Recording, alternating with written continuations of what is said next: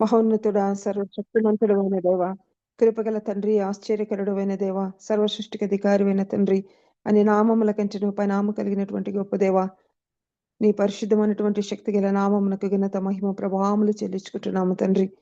ఈ ఉదయ కాలమున మమ్మల్ని అందరినీ రీతిగా సమావేశపరిచి నిన్ను స్తుతించి ఘనపరిచి ఆరాధించి మహిమపరచబడటానికి ప్రభా మీరు మాకు ఇచ్చినటువంటి సమయాన్ని బట్టి నీకు వందనాలు స్తోత్రాలు. పరిశుద్ధాత్మ తండ్రి మిమ్మల్ని ఆహ్వానిస్తూ ఈ సమయాన్ని గడియని నిమిషాన్ని మీ చేతులకు అప్పగిస్తుంటుండగా మీరు మాకు నాయకుడివై ఉండి నడిపించమని ప్రార్థిస్తున్నాను ప్రభా.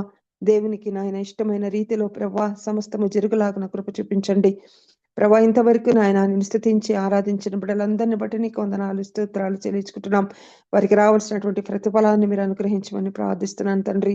కృపగల దేవ, ఆశ్చర్యకరుడమైన తండ్రి నాయన, ఒక ప్రత్యేకమైన సమయానికి మేము వచ్చి ఉంటున్నాం. నీ దివ్యమైన వాక్కులు మేము వినటానికి ప్రభువా మేము నా తండ్రి ఆశపడుతుంటుండగా దేవా, ఈ ఉదయ కాలమున నా తండ్రి నీ యొక్క దైవదాసులను మీ చేతులకు అప్పగిస్తుంటుండగా పరిశుద్ధాత్మ దేవ నీ యొక్క హస్తములకు అప్పగిస్తున్నామయ్యా. యేసని పరిశుద్ధమైన రక్తంలో ముద్రిస్తూ నా తండ్రి నీ అధికారములకు అప్పగిస్తుంటుండగా ఈ రోజున ఏ వాక్యముతో మమ్మల్ని సంధించిన ఇంటున్నారో, మాతో మాట్లాడిన ఇంటున్నారో ఆ వాక్యాన్ని నీ కుమారుడికి అందించి కుమారుడి ద్వారా మాతోను నాతోను మీరు మాట్లాడమని ప్రార్థిస్తున్నాను తండ్రి. అద్భుతమైన మీ వాక్యలు మేము విని ప్రభువా నా తండ్రి నాయన మా జీవితాలలో మేము అన్వయించుకొని ప్రభువా నా తండ్రి ముందుకు సాగటానికి మీ కృపను అనుగ్రహించండి. ఈ వాక్యము ద్వారా నీ నామము మహిమపరచబడటానికి మీ కృప చూపించమని ప్రార్థిస్తుంటున్నాం. కూడి వచ్చిన ప్రతి ఒక్కరిని మీ చేతులకు అప్పగిస్తుంటుండగా ప్రభువా ఒక్కొక్కరిని మీరు పేరు పేరున ఆశీర్వదించండి నాయన. నీ వాక్యముని విని ప్రభువా నా తండ్రి రోజున ప్రభువా నా తండ్రి అద్భుతమైన కార్యముతో నాయన మా హృదయాలను సంతోషపరచబడుతూ నాయన నాయన నామాన్ని మహిమపరుస్తూ మేము జీవించే కృపను మా అందరికీ అనుగ్రహించవాలని ఈ సమయాన్ని మీ చేతులకు అప్పగించుకుంటూ మీ కృపను కోరుకుంటూ యేసయ్య పరిశుద్ధమైనటువంటి శక్తి గల నామంలో అడిగి వేడుకొని ప్రార్థిస్తుంటున్నాను పరమ తండ్రి. ఆమేన్, ఆమేన్, ఆమేన్. ఆమేన్. హల్లెలూయా. Praise the lord. Thank you so much అక్క. జాన్ అక్క ప్లీజ్. గుడ్ మార్నింగ్ అండి అందరికి. ఈరోజు మన మధ్యలో వాక్యం అందించడానికి శ్రీ డేవిడ్ అనిల్ కుమార్ గారు సిద్ధంగా ఉన్నారు. దేవుని యొక్క ఆత్మ చేత ప్రేరేపింపబడి వారిని పరిచయం చేయటం గౌరవంగా భావిస్తున్నాను. శ్రీ డేవిడ్ అనిల్ కుమార్ గారు ఆంధ్రప్రదేశ్ ప్రభుత్వం నందు డిప్యూటీ కమిషనర్ గా జిఎస్టిలో సేవలు అందిస్తున్నారండి. ప్రభావవంతమైన నాయకులను సంసిద్ధం చేసే హగ్గై ఇంటర్నేషనల్ అను అంతర్జాతీయ క్రైస్తవ పరిచర్య ద్వారా డేవిడ్ గారు శిక్షణ పొందిన నాయకులు కూడా. మార్కెట్ ప్లేస్ మిషనరీగా సేవ చేయాలనే స్పష్టమైన పిలుపుతో ప్రాముఖ్యంగా సమాజంలోని వృత్తిపరమైన రంగాలలో ప్రభువుకు నమ్మకమైన సాక్షిగా వారి సేవ కొనసాగుతుంది. ఆంధ్ర విశ్వవిద్యాలయం నుండి మెకానికల్ ఇంజనీరింగ్ గ్రాడ్యుయేట్ మరియు ఎన్టీఎస్సి స్కాలర్ అయిన డేవిడ్ గారు ఐఎంఎఫ్, ఎస్ఏఆర్టిటిఏసి, ఐఎస్డి, ఎన్ఏసిఐఎన్ మరియు వాద్వానీ సెంటర్లో నిర్వహించిన కార్యక్రమాల ద్వారా జిఎస్టి చట్టం, పన్నుల పరిపాలన, డిజిటల్ పాలన మరియు ఏఐ ఆధారిత ప్రజాసేవలలో అధునాతన శిక్షణ పొందారు. డేవిడ్ గారిని జిఎస్టిలో మరి ఉత్తమ డిప్యూటీ కమిషనర్ ఆంధ్రప్రదేశ్ 2023 అవార్డుతో ప్రభుత్వం వారు సత్కరించారు. విశ్వాసం మరియు వృత్తిని ఏకీకృతం చేసే భారంతో పన్నుల విభాగంలో మాత్రమే కాకుండా జీవితంలోని ఇతర రంగాలలో కూడా దేవుని మహిమ మరియు ప్రజా సంక్షేమం కొరకు కృత్రిమ మేధస్సును పరిశోధించి వర్తింపజేయటం అనగా డేవిడ్ గారికి మక్కువ. వారు గత కొన్ని వారాలుగా మనకు వాక్యాన్ని అందిస్తున్నారండి. ప్రతి శనివారం కూడా మనకి వాక్యాన్ని అందిస్తారు. దయచేసి శ్రద్ధతో ఆలకిద్దాము. అందరూ మ్యూట్ లోనే ఉంటూ వాక్యాన్ని వినాల్సిందిగా కోరుతున్నానండి. Good morning sir. Praise the lord అండి. థ్యాంక్ యూ అమ్మా, థ్యాంక్ యూ. దేవుని నామానికి మహిమ కలుగును గాక. దేవుని మహాకృపను బట్టి ఈ యొక్క సంవత్సరంలో అప్పుడే ఒక నెల గడిచి ఆఖరి దినాన దేవుని కృపను బట్టి మనందరం ప్రవేశపెట్టబడ్డాం. దాన్ని బట్టి దేవునికి మహిమ చెల్లిస్తున్నాను. ఈ ఉదయ కాలంలో దేవుని యొక్క ఉన్నతమైన చిత్తము మన జీవితాల్లో ఈ విధంగా నెరవేరటం చూడటం, అదేవిధంగా ఈ ఉదయ కాలంలో మీ అందరితో కూడా ఈ యొక్క వాక్యాన్ని పంచుకోవడానికి మరొక అవకాశాన్ని ప్రభు నాకు అనుగ్రహించినందుకు వందనాలు చెల్లిస్తున్నాను. చాలాసార్లు మన జీవితాల్లో మన కోరికలు నెరవేరటానికి మనం ఎంతగానో ఆశపడే విషయాలు దేవుని దగ్గర నుంచి పొందుకోవాలని ప్రయత్నం చేస్తూ ఉంటాం. ఆ ప్రయత్నాలలో కొన్నిసార్లు మనకు నచ్చినట్టు అవుతూ ఉంటుంది. కొన్నిసార్లు మనం కోరుకున్నవి జరగకపోవచ్చు. కానీ ఈ యొక్క 2 విధానాల్లో కూడా దేవుడు మన జీవితాల్లో పనిచేస్తూ ఉంటాడు. ఆయన యొక్క మహిమ ఔన్నత్యాన్ని మన జీవితాల్లో ఆయన చిత్తము, ఆయన విధానాన్ని తెలియపరుస్తూ ఉంటాడు. నేను 2012వ సంవత్సరంలో ఈ యొక్క స్టేట్ సివిల్ సర్వీసెస్‌కి సెలెక్ట్ అయ్యాను. అప్పటినుంచి నేను విశాఖపట్నం మా నేటివ్ ప్లేస్‌కి రావడానికి ఎంతో ప్రయత్నం చేసేవాడిని కానీ వీలు పడలేదు. ఎందుకంటే మాది స్టేట్ క్యాడర్ అవ్వటం వలన మా సొంత జిల్లా మాకు పోస్టింగ్ ఇవ్వరు. కాబట్టి ఎన్నో సంవత్సరాల నుంచి నేను ప్రార్థన చేస్తున్నాను. మొదటగా హైదరాబాద్‌లో పనిచేశాను. తర్వాత ఆంధ్ర, తెలంగాణ విడిపోయిన తర్వాత అమరావతిలో, తిరుపతిలో ఇవన్నీ మీతో షేర్ చేసుకున్నాను ఒకసారి. కానీ ఈ ఉదయ కాలమున వాక్యమును పంచుకోబోయే ముందు మనం దేవుని దగ్గర కొన్నిసార్లు చేసే ప్రార్థన దేవుడు ఎలాగ ఆలకిస్తాడనే చిన్న విషయాన్ని నా జీవితంలో మీకు పంచుకోవాలనుకుంటున్నాను. నేను 2023వ సంవత్సరంలో మా ఇంట్లో ఆ యొక్క సంవత్సరంలోనే దగ్గర దగ్గర 6-7 మంది ఎంతో చక్కగా వయసులో ఉండి దేవునిలో ఉన్నారు అనుకున్నటువంటి 7గురు మా ఇంట్లో ఒకరి తర్వాత ఒకరు చనిపోవటం జరిగింది. మొదటిగా చనిపోయిన వారిని చూసి ఏదో యాదృచ్ఛికంగా హెల్త్ రీజన్స్‌తో వారు చనిపోయి ఉండవచ్చు. సహజ మరణం అయ్యుండొచ్చు అని మేము అనుకున్నాం. కానీ ఇలా ఒకరి తర్వాత ఒకరు చనిపోతుంటే ఒకరోజు నేను ఆలోచించాను. ఎందుకిలా జరుగుతుంది అని నేను దేవుని దగ్గర కనిపెడదామని ప్రార్థన చేస్తున్నప్పుడు దేవుడు నాకు గుర్తు చేశాడు.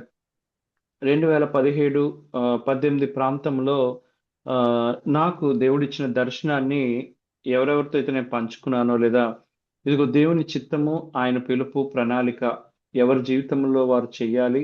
మన సొంత విధానాలు కాదని నేను వారితో పంచుకుని ఒక 5 సంవత్సరాల కాలం అయిన తర్వాత ఒకరొకరుగా వారు చనిపోతున్నప్పుడు నాకు ఆశ్చర్యమేసి దేవుణ్ణి అడగగానే నేను వారితో మాట్లాడాను. వారి జీవితాలు మార్చుకోమని వారికి అవకాశం ఇచ్చాను. కానీ వారు దాన్ని సద్వినియోగపరచుకోలేదు కాబట్టి ఈ భూమి మీద నుంచి నేను వారిని తీసివేశాను అనగానే నాకు చాలా భయమేసింది. ఇది కృపాకాలం కదా! దేవుడు ఇంత సీరియస్‌గా ఇందాక మనం ప్రకటన గ్రంథం చదివాం. అందులో మీరు చదివితే ఆ ప్రకటన గ్రంథంలో చెప్పబడిన విషయాలన్నీ ఈరోజు ఇప్పుడు ఈ కాలంలో నెరవేరటం మనం చూస్తూనే ఉన్నాం. సో దేవుని యొక్క ఆ విధానం, ఆ క్లాక్ ఏదైతే ఉందో ఆ గడియారం చాలా ఫాస్ట్‌గా మూవ్ అవుతుంది. అందుకే మన బైబిల్ అనేది ఎంతో అప్డేటెడ్ బుక్ అంటాను నేను. ఎందుకంటే మన జీవితాల్లో ఏవైతే వాక్యంలో చెప్పబడిందో ఈ యొక్క జనరేషన్, ఈ యొక్క సమయంలో అవి నెరవేరటం మనం చూస్తే ఆ జ్ఞానాన్ని దేవుని దగ్గర మనం పొందుకొని మనం ఈ యొక్క సమయాల్ని, కాలాల్ని అర్థం చేసుకుంటాం. దానియేలు గ్రంథంలో ఉంటది. దేవుడు కాలములను, సమయములను మార్చువాడై ఉన్నాడు అని దానియేలు ప్రార్థన చేస్తూ ఉంటాడు. ఆ విధంగా మా కుటుంబంలో ఇలా జరగగానే నేనెంతో బాధతో దేవుని దగ్గర కనిపెడుతూ ప్రభువా ఇలా మనుషులు చనిపోవటం వలన నీ చిత్తం నెరవేరుతుందా? కొన్నిసార్లు మనం ఈ యొక్క బండ సందులలో మనం నిలబడే వ్యక్తులుగా ఉండాలి. మనం ఎవరైనప్పటికీ. చాలా సార్లు మన మాట వినలేదనో, లేదా పాపములో ఉన్నారనో, వారు చనిపోతున్నారు లేదా వారి జీవితాల్లో శ్రమలు, అనారోగ్యాలు ఉండగానే కొన్నిసార్లు మనం చాలా లోలోపల సంతోషిస్తూ ఉంటాం. వీళ్ళకి మంచి పని అయిందిలే అని. కానీ యేసయ్య విధానాన్ని మనం చూస్తే ఆయన పలికిన మొదటి మాటే సిలువలో ప్రభువా వీళ్ళేం చేస్తున్నారో వీరికి తెలీదు. వీరిని క్షమించండి. అలాగే స్టెఫను మొదటి హతసాక్షి కూడా ఇదే మాటలు పలుకుతాడు.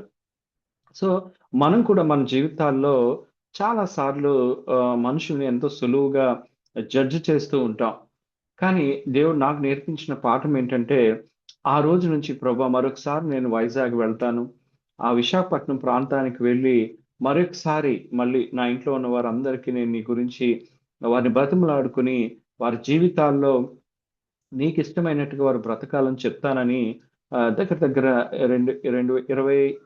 23 సంవత్సరం నుంచి 2025 వరకు కూడా మేము ప్రార్థన చేస్తూనే వచ్చాం. అపవాది మేము ఈ విధంగా నేను నా తల్లి గారు కలిసి ప్రార్థన చేస్తున్నాం. ఈ విధంగా చేసే ప్రార్థనను వాడు అడ్డుకొని డైరెక్ట్‌గా ఒకసారి మేము తిరుపతిలో ఉన్నప్పుడు ఆ యొక్క నల్లని శరీరంతో అమ్మ రూమ్‌లోకి రావటం అమ్మ క్లియర్‌గా చూసారు. వెంటనే మేము మళ్ళీ ప్రార్థన చేసాం. ప్రభువా, ఇదిగో మేము ఏదైతే అనుకుంటున్నామో ఈ యొక్క పనికి అపవాది ఆటంకం కలిగిస్తున్నాడు. కాబట్టి నీవు కార్యాన్ని చేయాలని ఎంతగానో ప్రార్థన చేస్తున్నప్పుడు దేవుని స్వరము ద్వారా హబక్కూకు 2వ అధ్యాయము 3వ వచనంలో ఇది ఆలస్యమైనను తప్పక జరుగును అని ఒక మాటను, ఒక స్వరాన్ని అమ్మగారు వినటం జరిగింది. మేము ఆ వాక్యాన్ని ఎత్తి దగ్గర దగ్గర సంవత్సరంన్నర ప్రార్థన చేశాం. మేము లాస్ట్ ఇయరే వైజాగ్ రావాల్సి ఉండింది. ఒక ఆటంకం కలగటం, గవర్నమెంట్ మారటం, మళ్ళీ నేను ఆ యొక్క సీఎం గారి టీంలో ఆర్టిఫిషియల్ ఇంటెలిజెన్స్ ఏఐ మీద వర్క్ చేయాలి కాబట్టి హెడ్ క్వార్టర్స్‌లోకి రావాలని తీసుకోవటం, ఇవన్నీ యాదృచ్ఛికంగా జరిగిపోయాయి. కానీ నా హృదయంలో నేను సాటిస్ఫాక్షన్ లేదు. సో మళ్ళీ అమరావతి వచ్చేసాను తిరుపతి నుంచి ట్రాన్స్‌ఫర్ మీద. అమరావతిలో లాస్ట్ ఇయర్ అంతా కూడా నేను ప్రార్థన చేస్తూనే ఉన్నాను. ఈ ప్రార్థన చేస్తూ ఇంకొక నెలలో మా ట్రాన్స్‌ఫర్స్ జరుగుతాయి అన్నట్టు జూన్ నెలలో మేము మా యొక్క ప్రార్థన విధానాన్ని మార్చుకొని ఎంతగానో ఉపవాసం ఉండి ప్రార్థన చేస్తున్నాం. ప్రభువా, ఏ విధంగానైనా నువ్వు ద్వారాలు తెరువు, ఈ విశాఖపట్నం వెళ్ళాలి అని. మేము ప్రార్థన చేస్తున్నప్పుడు దేవుని యొక్క కృపను బట్టి ఆ ప్రార్థన విజయంలో మా చెల్లి వాళ్ళ హస్బెండ్, ఆయన కూడా పాస్టర్ గారుగా పనిచేస్తున్నారు. దైవ కుమార్ ఆయన పేరు. ఆయన కాకినాడలో తన పని ముగించుకొని మధ్యాహ్నం అలసిపోయి పడుకున్నాడు. పడుకోగానే తను ప్రేమించే, తనని దేవునిలోనికి నడిపించినటువంటి సేవకులు ఎప్పుడో నిద్రించారు. ఆయన తనకు దర్శనంలో కనపడి, ఇదిగో మీ బావగారు ట్రాన్స్‌ఫర్‌కి ఎంతగానో ట్రై చేస్తున్నారు. కానీ ఒక ఇద్దరు వ్యక్తులు ఆయన ట్రాన్స్‌ఫర్ జరగకూడదని ఆటంకంగా ఉన్నారు అని ఆ దర్శనంలో చెప్పి ఆ దర్శనం ముగిసింది. మా యొక్క బ్రదర్ ఇన్ లా ఎంతో తుల్లిపడి లేచి వెంటనే నాకు ఫోన్ చేశాడు. ఇలా ఇలా అయింది బావగారు, ఈ విధంగా దర్శనం వచ్చింది అని నాకు తెలియపరచగానే నాకు అర్థమైంది. సో ఇది కేవలం నార్మల్ ప్రార్థన కాదు, మనం ఒక యుద్ధ ప్రాతిపదికన ప్రార్థన చేయాలి అని. వెంటనే నేను చేసిన పని ఏంటంటే, దేవుని వాక్యంలో ఎక్కడ ఏ ఇన్సిడెన్సెస్‌లో ఇద్దరు మనుషులు దేవుని యొక్క సేవకులకి ఆటంకాలుగా ఉన్నారు అని నా రిసర్చ్ నేను చేసినప్పుడు 2 ఇద్దరు జీవితాల్లో నేను చూసాను. ఒకటి యాకోబు జీవితం, రెండోది ఆ యొక్క నెహెమ్యా జీవితం. యాకోబు జీవితంలో వెనుక నుంచి తన మామ అయినటువంటి లాబాను తరుముతూ ఉంటాడు. ముందేమో ఏషావు ఉంటాడు. సో ఈ వీళ్ళిద్దరి వలన ఆయన ఏ యొక్క ప్రామిస్ అయితే దేవుడు యాకోబుకి ఇచ్చాడో అది నెరవేరకుండా ఆపాలని అపవాది వీళ్ళని వాడుతూ ఉంటాడు. రెండవ ఎగ్జాంపుల్ ఆ యొక్క నెహెమ్యా జీవితంలో టోబియా, సన్బల్లట్ అనే ఇద్దరు నెహెమ్యా ఆ యొక్క గోడను కట్టడానికి ఆటంకంగా ఉంటారు. సో నేను యాకోబు విషయాన్ని తీసుకొని ప్రార్థన చేస్తూ దాన్ని ధ్యానం చేస్తున్నప్పుడు వాక్యంలో అక్కడ ఒక విషయాన్ని దేవుడు నాకు బయలుపరిచాడు. అది నేను మీతో పంచుకొని ఈరోజు వాక్యంలోనికి వెళ్దాం. అందులో అంటే వాక్యం నుంచి మనం దేవుని సన్నిధానంలో ఏ విధంగా ప్రార్థన చేయాలని, ప్రాక్టికల్‌గా ఒక ప్రాబ్లమ్‌ని ఎదుర్కోవడానికి ఎలా ప్రయాసపడాలి అని, ఇది 2025 జూన్ నెలలో జరిగిన విషయమే నా జీవితంలో. సో ఆ విషయాన్ని నేను పంచుకుంటున్నాను. సో యాకోబు జీవితాన్ని నేను చదువుతున్నప్పుడు ఆ అధ్యాయాల్లో దేవుడు ఏ విధంగా తను ఎంచుకున్నటువంటి బిడ్డల జీవితాల్లో పనిచేస్తాడు, యుద్ధం చేస్తాడు అనేది నేను ప్రాక్టికల్‌గా అనుభవించాను. సో యాకోబు విషయంలో నేను చదువుతున్నప్పుడు యాకోబు లాబాను నుంచి పారిపోతూ లాబానికి చెప్పకుండా వాటన్నిటిని, అందరిని, మనుషులను అన్ని తీసుకొని వస్తూ ఉంటాడు. కానీ అలా వస్తున్న యాకోబు దగ్గర భార్యలున్నారు, పిల్లలున్నారు, చాలా ఆస్తి ఉంది, పనివారున్నారు. కానీ ఆ రోజు యాకోబు దగ్గర లేని విషయం ఏంటంటే ఆర్మీ లేదు, ఒక సైన్యం లేదు. ఎవరైనా ఎదుర్కొంటే యాకోబు పక్షాన పోరాడటానికి, యుద్ధం చేయటానికి సైన్యం లేదు. కాబట్టి యాకోబు ఆ విధంగా ఉన్నప్పుడు అక్కడ ఒక ప్రార్థన మనం చూడొచ్చు. వెంటనే యాకోబు, ప్రభా ఇది నా పరిస్థితి, నువ్వే నాకు సహాయం చేయాలని ఆయన ప్రార్థన చేస్తున్నప్పుడు దేవుడు 2 సేనా వ్యూహములు గల దూతలను యాకోబు కోసం పంపిస్తాడు. దాన్నే మహనయీము అనే మాట అక్కడ వాడబడుతూ ఉంటది. ఆ మహానయీము ఎక్స్‌పీరియన్స్ మీ జీవితంలో చదవండి. చదివినప్పుడు దేవుడు ఏ విధంగా నిస్సహాయత స్థితిలో ఉన్న తన సేవకులకి తానే యేసయ్య కూడా ఈ మాటను వాడతాడు. ఇదిగో నేను నా తండ్రిని వేడుకుంటే 12 సేనా వ్యూహములు గల దేవదూతలను పంపించడా అని ఆయనను విచారిస్తున్నప్పుడు పేతురు వాళ్ళందరితో కూడా చెప్పడం మనం వాక్యంలో చూస్తాం. సో, ఆ ఎగ్జాంపుల్‌ని నేను లైవ్‌లో తీసుకొని నేను ఎంతో ఇన్నోసెంట్‌గానే ప్రార్థన చేశాను ప్రభా! నేనైతే తప్పకుండా ఈ ట్రాన్స్‌ఫర్ విషయంలో విశాఖపట్నం వెళ్ళాలని ప్రార్థన చేస్తున్నాను. వీళ్ళు ఏదో ఒక రీజన్‌తో అపవాది ఈ ట్రాన్స్‌ఫర్‌ని ఆపుతున్నాడు కాబట్టి నేనెలా ప్రార్థన చేశానంటే, ప్రభా! ఈ మహనయీము అంటే 2 సేనా వ్యూహములు గల దేవదూతలు ఆ రోజు యాకోబుకి హెల్ప్ చేశారు. ఏశావు గాని, అదేవిధంగా నువ్వే డైరెక్ట్‌గా లాబానుతో మాట్లాడటం వలన యాకోబు ఏదైతే వాగ్దాన దేశాన్ని నువ్వు ప్రామిస్ చేశావో ఆ ప్రాంతానికి వెళ్ళిపోయాడు. ఈరోజు నేను ఈ ప్రాంతానికి వెళ్ళాలని ప్రయత్నిస్తుంటే, మనుష్యులు లేదా పరిస్థితులు ఆటంకాలుగా అపవాది ఏ విధమైన ఆటంకం పెట్టాలని ప్రయత్నిస్తున్నాడు. కాబట్టి, ఈరోజు పరలోకంలో ఈ ఇద్దరు సేనా వ్యూహములలో ఆ రోజు యాకోబుకు సహాయం చేసిన దేవదూతలు ఖాళీగా ఉంటారు. కదా ప్రభా! సో, వాళ్ళిప్పుడు ఏం పని జేస్తున్నారో నాకు తెలీదు. కానీ, నీ దాసుడినైన నా జీవితంలో వచ్చిన ఈ యొక్క పరిస్థితిలో నాకు సహాయం కావాలి కాబట్టి, ఆ 2 సేనా వ్యూహముల్లో ఉన్నటువంటి అందరు దేవదూతల్ని మళ్ళీ నా నిమిత్తమై ఈ భూమి మీదకి పంపించు అని నాకు తెలియకుండానే పరిశుద్ధాత్మ ప్రేరేపణతో నేను ప్రార్థన చేయడం స్టార్ట్ చేశాను. అలా జూన్ నెలంతా ప్రార్థన చేస్తూనే ఉన్నాను. ఇటు, అటు, అటు, ఇటు ఎన్నో విషయాలు గవర్నమెంట్‌లో మీకు తెలిసిందే అనేకమైన విషయాలు జరుగుతూనే ఉన్నాయి. అవుతుంది, అవ్వదు, ట్రాన్స్‌ఫర్ కష్టం. ఇలా ఈ మాటలన్నీ వస్తున్నా నేను దేవుని మీద భారం వేస్తూ ఎంతగానో ప్రతిరోజు ఇదే వాక్యాన్ని ఎత్తిపట్టి ప్రార్థన చేస్తూనే ఉన్నాను. సో, ఆల్‌మోస్ట్ జూలై 4, 5 తారీఖుల్లో రాత్రి 12 గంటలకి మేము అలా ప్రార్థన చేస్తూనే ఉన్నాం. ఎగ్జాక్ట్‌లీ 12 గంటలకి మా యొక్క ట్రాన్స్‌ఫర్ ఆర్డర్స్ రావటం.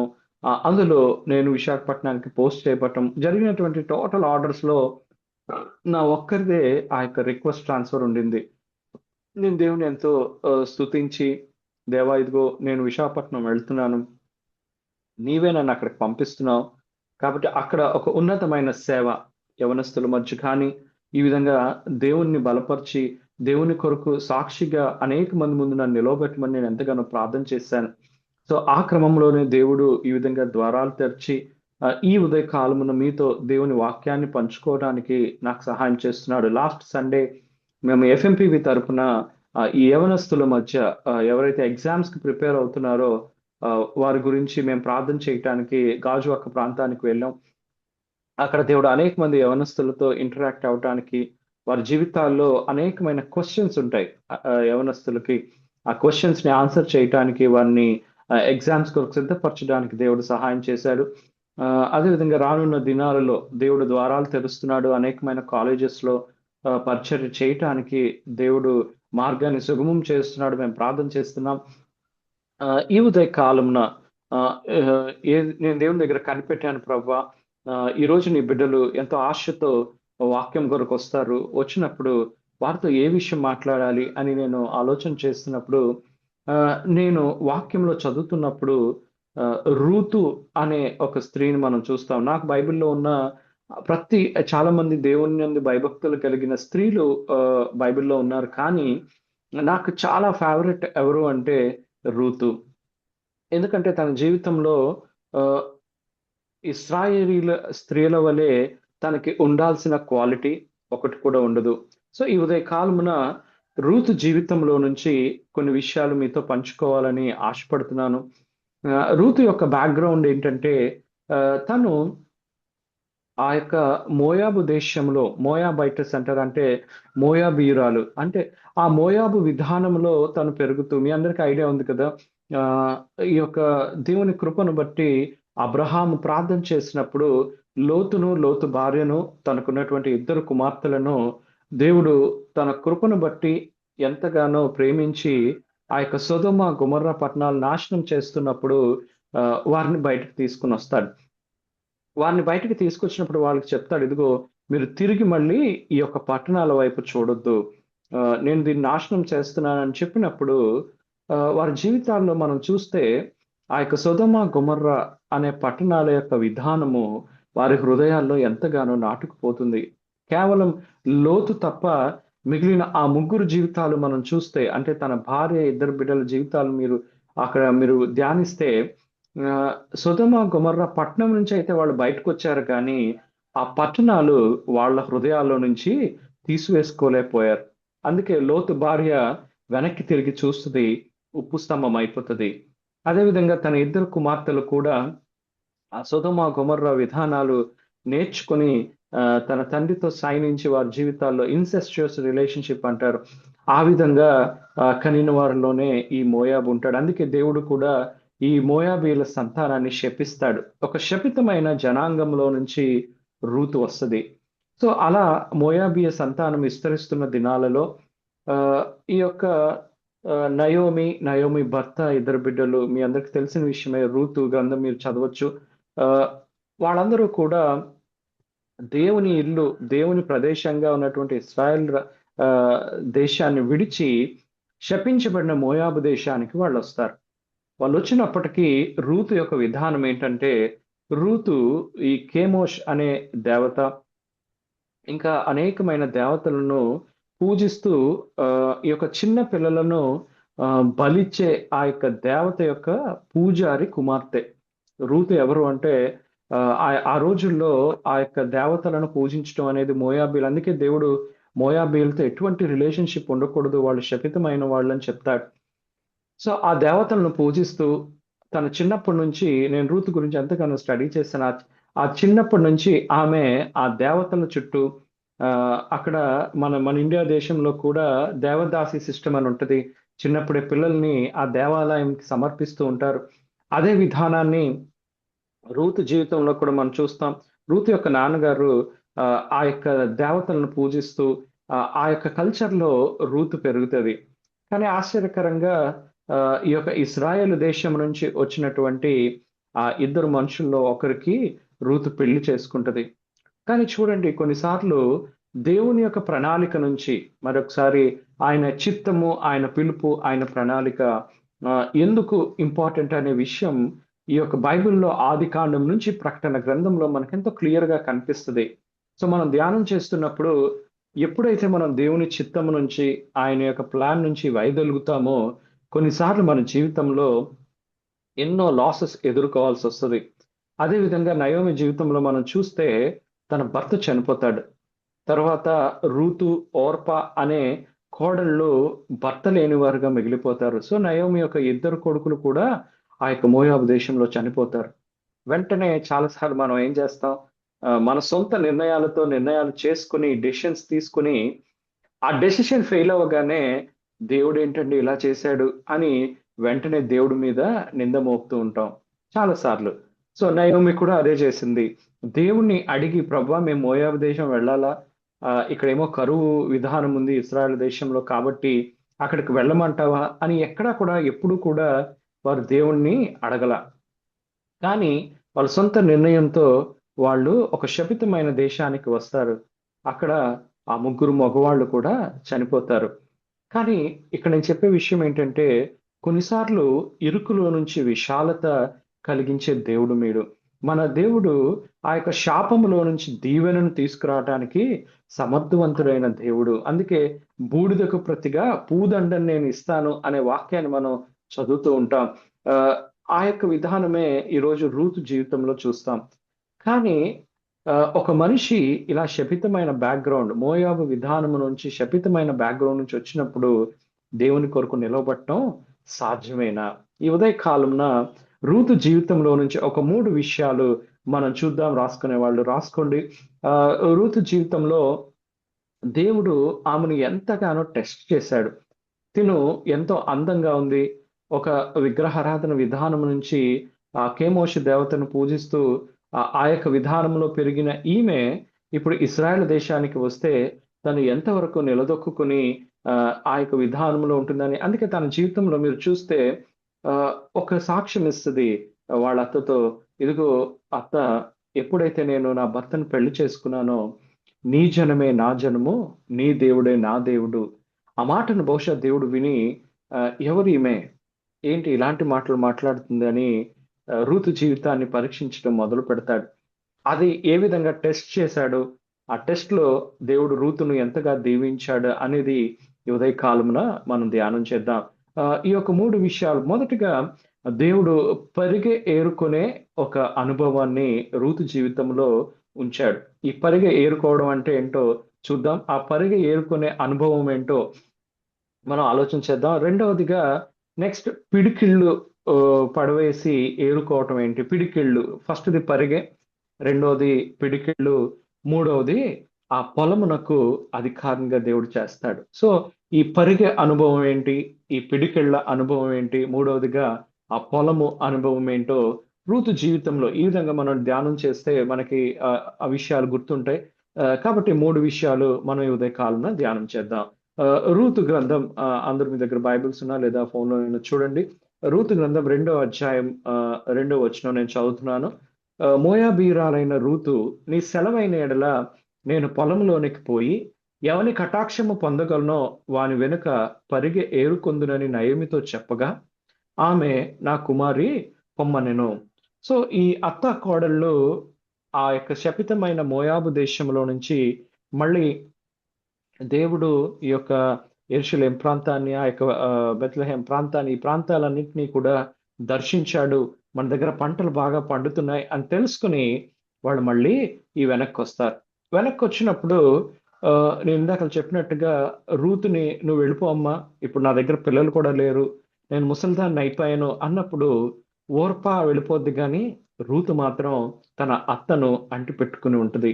నాకెందుకు రూతు చాలా ఇష్టం అంటే, మన తెలుగు విధానాలకి లేదా ఇండియన్ కల్చర్‌కి రూతు చాలా దగ్గరగా ఉంటది.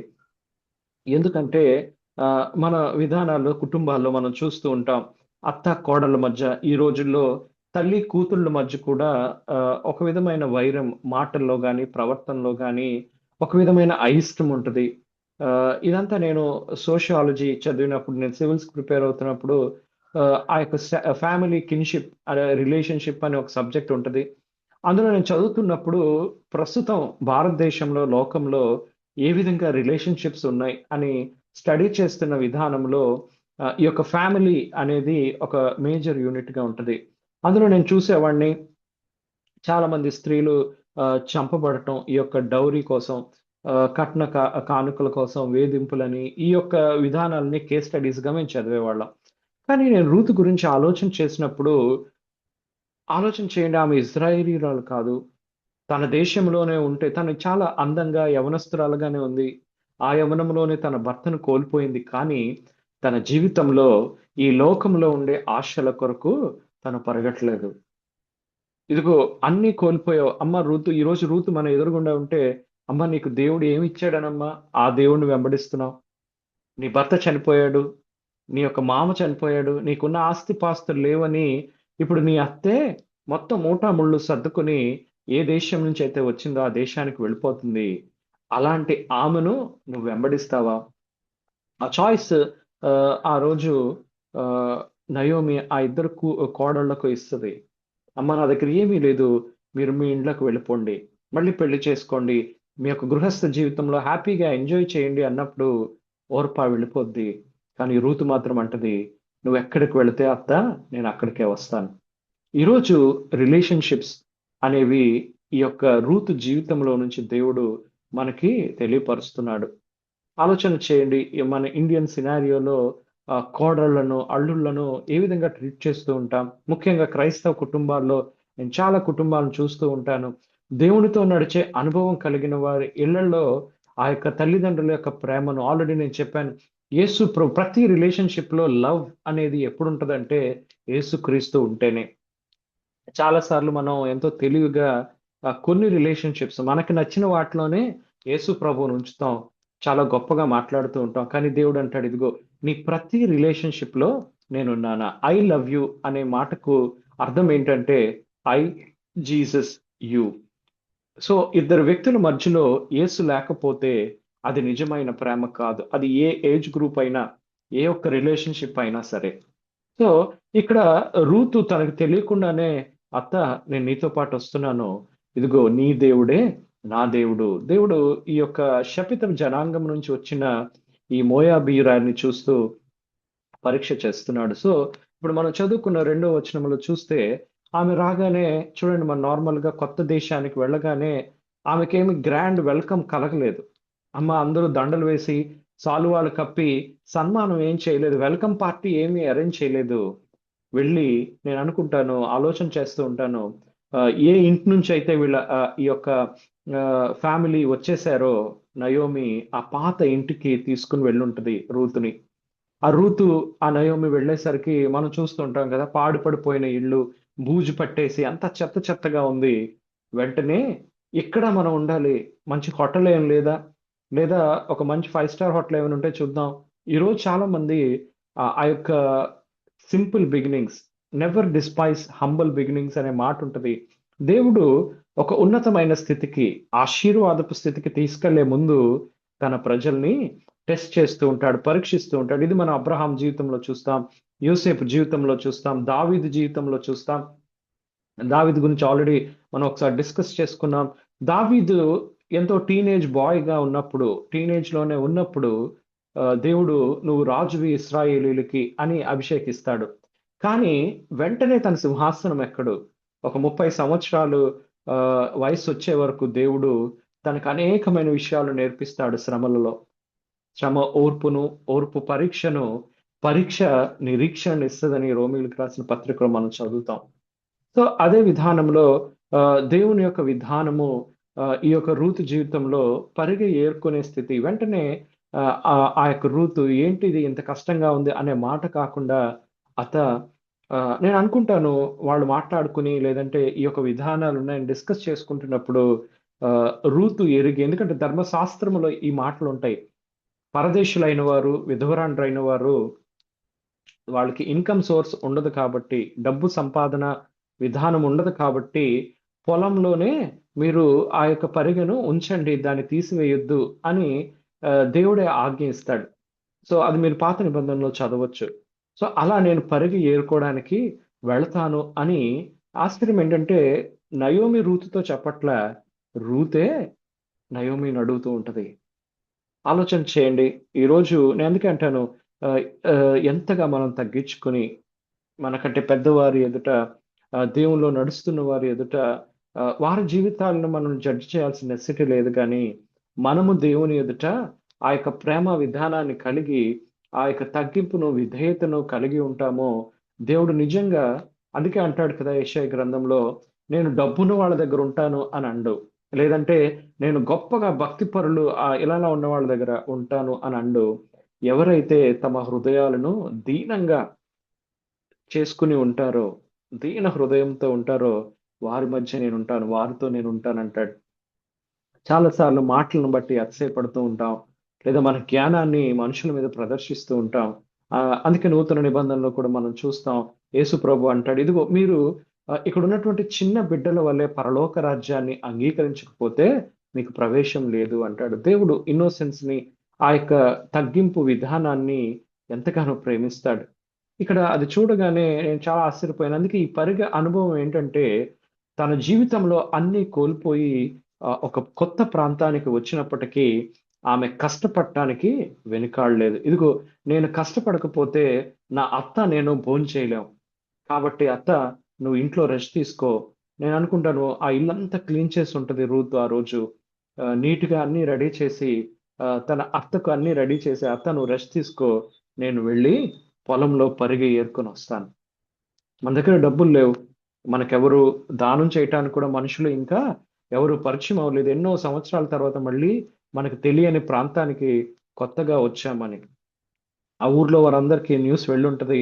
మనం చదువుతాం రూతు గ్రంథంలో, అది కూడా ఇదిగో ఇలా వచ్చిందంట నయోమి అని. కానీ ఎవరు వచ్చి ఆమెకి ఇచ్చినట్టు, ఇదిగో మీకు భోజనం చేయడానికి ఏం లేదు కాబట్టి కొంచెం రైస్ తీసుకోండి అని ఎవరు ఇవ్వలా. కాబట్టి రూతు పరిగె ఏరుకోవటం నేర్చుకుంది. ఆలోచన చేయండి, పొద్దున్నే లేచి సిద్ధపడి తను ఆ యొక్క పరిగెను రోజు ఏరుకోవడం స్టార్ట్ చేసింది. సాయంత్రం వరకు ఏరుకుని ఎంతైతే తను ఏరుకోగలిగిందో ఆలోచన చేయండి. ఒక మనిషి దేవుడు కొన్నిసార్లు శ్రమ గుండా ఎందుకు తీసుకుని వెళ్తాడంటే వారిని పరీక్ష చేసి, అందుకే యోబు కూడా అంటాడు, ఇదిగో ఈ యొక్క శ్రమలన్నీ కూడా నన్ను ఆ యొక్క టెస్ట్ గుండా తీసుకుని వెళ్ళి శుద్ధ సువర్ణము వలె నేను బయటకొస్తున్నాను. నాలో ఉన్న మస్టు, నాలో ఉన్న ప్రాబ్లమ్స్ ఇవన్నిటిని దేవుడు తీసివేసి యజమానుడు వాడుకోవడానికి ఒక పాత్రగా నేను మలచబడుతున్నాను అంటాడు. ఆలోచన చేయండి. దేవుడు ఈరోజు మనల్ని వాడుకోవడానికి ప్రతి ఒక్కరికి ఇష్టం. దేవుడు నన్ను వాడుకోవాలి, ఇదిగో పరిశుద్ధాత్మతో నింపబడాలి, గొప్ప గొప్ప ఆత్మీయ వరాలు కలిగి నేను స్వస్థతలు ఇలా మనం అందరం అనుకుంటాం. కానీ ఎంతమంది చేయగలుగుతున్నాం? ఈ ఉదయ కాలంన ఎవరి మట్టుకు వారు మనం ప్రశ్న వేసుకుందాం. దేవుడు ఏ వరుసలో నిన్ను పిలుచుకున్నాడు? ఒక్కసారి ఒక్క క్షణం మీ యొక్క రక్షించబడిన తొలి దినాల్లోనికి వెళదాం. మీరు ఎంతో ఏజ్ గ్రూప్స్ ఏమున్నప్పటికీ, మీ వయసు ఈరోజు ఏమైనప్పటికీ, మీరు యేసు ప్రభువుని రక్షకుడుగా అంగీకరించిన తొలి దినాలకు ఒకసారి వెళ్ళండి. ఆ రోజుల్లో ఎంతసేపు మనం ప్రార్థన చేసేవాళ్ళం, ఎంతసేపు దేవుని వాక్యాన్ని చదివేవాళ్ళం, దేవునితో ఏ విధంగా నడిచేవాళ్ళం. ఈ సంవత్సరం, ఈ రోజు, ఈ యొక్క నెలలో ఆఖరి దినాన్న ఈరోజు నీ నడువడి దేవునితో ఎలా ఉంది? ఒకవేళ దేవుడు పరిగి ఏరుకునే ఆ యొక్క ఎక్స్పీరియన్స్ ద్వారా నిన్ను పంపిస్తున్నప్పుడు నీ రెస్పాన్స్ ఏంటి? ప్రభా, నా ఎక్స్పీరియన్స్ ఏంటి? నేను చాలా హై అనే ఫీలింగ్లో ఉన్నామా? లేదంటే ప్రభా, ఇప్పుడు కూడా నీ దగ్గర నేర్చుకోవటానికే నా కృపనివ్వు. ఆలోచించండి. యేసు ప్రభు అంటాడు, ఇదిగో నేను సాత్వికుడును, దీన మనస్సు గలవాడును కాబట్టి మీ యొక్క కాడిని ఎత్తుకొని నన్ను వెంబడించండి. ఈ కాడిని దేవుడు ఎందుకు పెట్టాడో తెలుసా? ఆ బరువు ఉన్నప్పుడు మన సొంత శక్తి, సొంత బలం, సొంత జ్ఞానంతో కాకుండా ప్రభా, ఈ యొక్క బరువుని ఎత్తటం నాకు నేర్పించు అని దేవుడి మీద ఆధారపడి మనం ముందుకు వెళ్తాం. సో ఆ యొక్క విషయాలు చూసుకుని తను రోజు పరిగె ఏరుకుంటుంది, ఇంటికి వస్తుంది, వాళ్ళ అత్తగారికి వంట చేస్తుంది, బానే ఉంది. సో అక్కడితో అయిపోయిందా? దేవుడు టెస్టింగ్ అయిపోయిందా? బానే ఉంది కదా, ఒక నెల రోజులు పరిగె ఏరుకుందా అనేసరికి దేవుడు బ్యాక్గ్రౌండ్ లో పనిచేస్తున్నాడు. కానీ నెక్స్ట్ టెక్స్ట్ మళ్ళీ ఇంకొక పరీక్ష పెట్టాడు. అంతే కదా, మన స్కూల్లో కూడా చూస్తే క్వార్టర్లీ, హాఫ్ ఇయర్లీ ఇవన్నీ పెట్టిన తర్వాత యాన్యువల్ ఎగ్జామ్ పెడతారు. ఆ యొక్క సీజన్ లో మనం ఉన్నాం, ఎగ్జామ్స్ సీజన్. సో డైరెక్ట్ గా ఒక టెస్ట్ డైరెక్ట్ గా పెట్టచ్చు కదా. చాలాసార్లు నేను అనుకునేవాడిని, ఈ శ్రమని మనం ఇష్టపడం, కానీ మన స్కూల్స్ లో నేను యవనస్తులతో మాట్లాడినప్పుడు ఈ మాటే చెప్తాను. ఎందుకండి క్రైస్తవులు అయితే ఇన్ని శ్రమలు? ఎందుకండి యేసు ప్రభువుని అంగీకరిస్తే మంచి ఇల్లు, మంచి కారు, మంచి పరిస్థితులు, ఈ లోకంలో దేవుణ్ణి ఎరుగని వారికి ఎన్నో ఎమ్యూనిటీస్, వాళ్ళకు ఉత్తినే డబ్బులు వచ్చేస్తూ ఉంటాయి, వాళ్ళు హ్యాపీగా ఎంజాయ్ చేస్తూ ఉంటారు. క్రైస్తవులమైన మనకి ఎందుకండి ఇన్ని శ్రమలు అని కొన్నిసార్లు యవనస్తులను ప్రశ్నిస్తూ ఉంటారు. నేను వాడికి ఇదే ఎగ్జాంపుల్ ఇస్తూ ఉంటాను. ఎందుకంటే చూడండి, మీరు ఒక క్లాస్ ఎల్కేజీలో జాయిన్ అవుతాం, లేదా ఫస్ట్ స్టాండర్డ్లో జాయిన్ అవుతాం. అప్పటి నుంచి పిహెచ్డి లెవెల్ వరకు, లేదంటే ఉద్యోగం, ఒక మంచి ఉద్యోగం కావాలన్నా ఈ భూమి మీద ఈ ఎగ్జామినేషన్ అనేది ప్రతి ఒక్క ఫీల్డ్లోనూ ఉంటుంది. ఎప్పుడు కూడా మనం క్వశ్చన్ చేయం, ఎందుకండి ఇన్ని పరీక్షలు పెడుతున్నారు? మేము రోజు కాలేజీకి వస్తున్నాం, అటెండెన్స్ రెగ్యులర్గా ఉంది, మమ్మల్ని పాస్ చేయండి అంటే ఎవ్వరు కూడా ఒప్పుకోరు. నువ్వు ఎంత 100% అటెండెన్స్ ఉన్నా ఎగ్జామినేషన్ హాల్ టికెట్ తీసుకొని నువ్వు పరీక్ష రాయాల్సిందే. ఆ పరీక్ష రాసినప్పుడు నువ్వు అందరితో పాటు పోటీ పడినప్పుడు నీకు వచ్చే మార్కులను ఆధారితంగానే నీ భవిష్యత్తు ఉండబోతుందని దాన్ని కూడా మనం చూడండి చక్కగా యాక్సెప్ట్ చేస్తాం. ఇప్పుడు యుఎస్ వెళుతూ ఉంటారు, పీజీ ఎంట్రన్స్ రాస్తూ ఉంటారు. ఎక్కడికి వెళ్ళండి, ఏ పని చేయండి, మీరు పరీక్ష గుండా వెళ్లాల్సిందే. ఈ లోకపరంగా ఆ పరీక్షల కొరకు ప్రిపేర్ అవుతూ ఉంటాం, వాటిని యాక్సెప్ట్ చేస్తూ ఉంటాం. కానీ దేవుని దగ్గరకు వచ్చేసరికి మాత్రం ఎటువంటి పరీక్ష లేకుండా, ఈవెన్ చూడండి ఇజ్రాయేలీలు కూడా ఎంత గొప్ప అనుభూతిని దేవుడు వాళ్ళకి ఇస్తూనే ఉంటాడు. కానీ దేవుడు వాళ్ళు పరీక్షించినప్పుడు వాళ్ళు ఓడిపోతారు. గొప్ప ఆ యొక్క ఎర్ర సముద్రాన్నే వాళ్ళ కన్నుల ఎదుట పాయలుగా చేసి ఆ యొక్క ఫరో సైన్యం అంతా అందులో మునిగిపోయినప్పుడు హల్లెలూయా స్తోత్రం అంటారు. ఇంకో 10 రోజులు అయిపోగానే, ఏంటి దేవుడు, ప్రభా మాకు నాన్ వెజ్ అసలు దొరకట్లేదు, ఈ వెజ్ తిని తిని బాగా అలసిపోయాం, ఐగుప్తులో అయితే చాలా బాగుండేది. చూసారా, మనం కూడా చాలాసార్లు అలాగే ఉంటాం. కానీ దేవుడు మాత్రం ఒక 9 రోజుల్లో లేదా 11 రోజుల్లో వాళ్ళు ఈజీగా వెళ్ళిపోవాల్సిన ప్రాంతానికి 40 సంవత్సరాల కాలం పట్టింది. ఎందుకు దేవుడు కొన్నిసార్లు శ్రమల గుండా అబ్రహాము జీవితాన్ని కూడా మీరు గమనించండి. తన జీవితంలో 75 సంవత్సరాలప్పుడు దేవుని దగ్గర నుంచి వాగ్దానం పొందుకుంటాడు. కానీ తనకి ఆల్మోస్ట్ 100 ఇయర్స్ వచ్చే వరకు, ఒక 25 ఇయర్స్ వరకు కూడా ఆ యొక్క టెస్టింగ్ లోనే వెళుతూ ఉంటాడు. ఎందుకు దేవుడు టెస్ట్ చేస్తాడు? నెక్స్ట్ ఆ విషయాన్ని మనం చూద్దాం. రెండో విధంగా పిడికిళ్ళ అనుభవం, పరిగె అనుభవం చూసాం. ఎంతో కష్టపడాలి. ఎండలో కూర్చొని ఆమె రోజు అదంతా ఎత్తుకుంటుంది. కానీ దేవుడు బోయజు అనే వ్యక్తి ఈమె ఏం చేస్తుందో చూసేటట్టు తన కన్నులు పడేటట్టు చేస్తాడు. ఆలోచన చేయండి. చాలాసార్లు ఈ శ్రమల గుండా మనం వెళుతున్నప్పుడు బ్యాక్గ్రౌండ్ లో దేవుడు పనిచేస్తూ ఉంటాడు. ఎందుకు ఈ శ్రమ అనే ప్రశ్నలోనే ఈ శ్రమ అనేది నా ఆశీర్వాదం కోసమే దేవుడు ఉంచాడు. ఈరోజు నీ జీవితంలో నువ్వు ఏ శ్రమ గుండా వెళుతున్నావో మనుషులతో బహుశా షేర్ చేసుకోలేం. కొన్నిసార్లు ఎటువంటి శ్రమలను మనం ఎదుర్కొంటామంటే, బ్రదర్ సిస్టర్ ఇదిగో నాకు ఈ శ్రమ ఉంది, దీని గురించి ప్రార్థన చేయండి అని చెప్పడానికి కూడా కొన్నిసార్లు పంచుకోలేని శ్రమలు మీ జీవితాల్లో ఉంటాయి. ఎందుకంటే ఈ శ్రమ పోవట్లేదు. ఎంతో మంది ఎన్నో సంవత్సరాల నుంచి ప్రార్థన చేస్తున్నారు, కానీ ఈ శ్రమ పోవట్లేదు. ఆ స్థితిలో ఉన్నప్పుడు దేవుడు వెంటనే సమాధానం ఇస్తాడా? ఈ రూతు జీవితంలో మనం చూస్తే అదే 2వ అధ్యాయం 16వ వచనం చూద్దాం. మరియు ఆమె కొరకు పిడికెళ్ళు పడవేసి ఆమె ఏరుకొనున్నట్లు విడిచిపెట్టుడి, ఆమెను గద్దింపవద్దని తన దాసులకు ఆజ్ఞాపించెను. కాబట్టి ఆమె అస్తమయము వరకు ఆ చేనులో ఏరుకొనుచు తాను ఏరుకొనిన దాన్ని దొల్లగొట్టగా అవి దాదాపు తూమెడు యవలాయను. సో బోయజు ఈమెను దృష్టించి, చూడండి, ఆమె రోజు నమ్మకంగా వచ్చి పరిగె ఏరుకుంటున్నప్పుడు దేవుడు బోయజును పంపాడు. నార్మల్గా మనం కూడా ఏం ఎక్స్పెక్ట్ చేస్తామంటే, శ్రమ గురించి ప్రార్థన చేస్తుండగానే ఏదో ఒక గొప్ప మ్యాజిక్ లాగా టక్ మన మొత్తం శ్రమ అంతా ఒక్క రోజులో పోవాలని ప్రయత్నం చేస్తూ ఉంటాం. నార్మల్గా దేవుడు అది చేయడు. అంచెలంచులుగా ఒక్కొక్క మెట్టు దేవుడు మనల్ని ఈ విశ్వాస యాత్రలో నడిపిస్తూ ఉంటాడు. నా జీవితంలో దేవుణ్ణి నేను అర్థం చేసుకుంటూ, నా జీవితంలో ఆయన పిలుపును అర్థం చేసుకుంటూ ముందుకు వెళ్ళి అనేకమైన సంవత్సరాలు ఆయన దగ్గర కనిపెడుతూ, ఆయన వాక్యాన్ని అర్థం చేసుకుంటూ, ఆయనతో ఆ సంబంధాన్ని ఇంకా నేను అనుకుంటాను, నేను క్రైస్తవ జీవితంలో ఇంకా ఎల్కేజీ కూడా సరిగా చదవలేదేమో అని అనుకుంటూ ఉంటాను నా జీవితంలో.